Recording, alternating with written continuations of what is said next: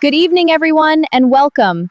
My name is Christabel, and I'm delighted to welcome you to the Founders Room. This is where founders, entrepreneurs, investors, and business leaders come together for honest conversations about what it really takes to build successful businesses.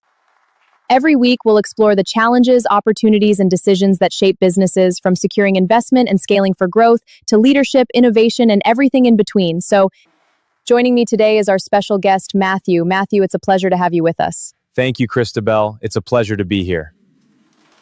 Let's jump straight in. This is something I hear all the time. A founder says, "My business is making money. Customers love what we do. Surely getting funding should be easy." Why isn't that the case? Great question. Because profitability and funding readiness are two completely different things. A profitable business can still be considered high risk. Investors aren't only asking, can this business make money? They're asking, can this business manage our money responsibly and grow with it? Those are very different questions. That's interesting. So you're saying a business can actually be successful and still not be ready for investment? Exactly. I've seen businesses with fantastic products, busy shops, and loyal customers walk away disappointed because they focused on sales but ignored the foundations investors look for. Let's talk about those foundations. What are investors actually looking at before they approve funding? The first thing is credibility. Can they trust the business? That means looking at the financial records, cash flow, business credit, tax compliance, governance, and whether there's a clear strategy for growth. It's about reducing risk.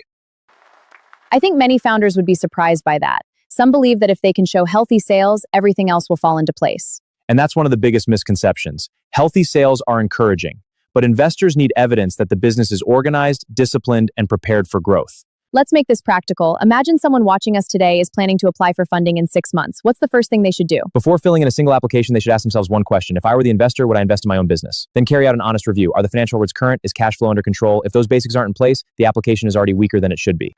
So preparation starts long before the funding application. Absolutely. The strongest applications are usually the result of months of preparation, not a weekend of paperwork. That leads me to one final question. What's the biggest mistake founders make when they think about funding? They believe funding will solve every problem. In reality, funding amplifies whatever already exists. If the business is well managed, funding can accelerate growth. If the business is disorganized, funding often magnifies those weaknesses. That's a powerful point. Funding doesn't fix a business, it strengthens what's already there. Exactly. That's why founders should focus on becoming investment ready, not just investment seeking. A great way to end today's conversation. Thank you for joining us and for sharing your insights. Thank you. It's been a pleasure. Before we wrap up today's episode, I'd like to say a special thank you to our guest, Matthew, for sharing such valuable insights with us today.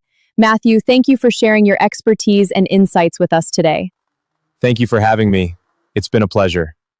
And to our wonderful audience here in the studio, thank you for being part of today's conversation. And to everyone watching and listening around the world, thank you for joining us. If you enjoyed this episode, don't forget to subscribe, leave a review, and share it with another founder or entrepreneur.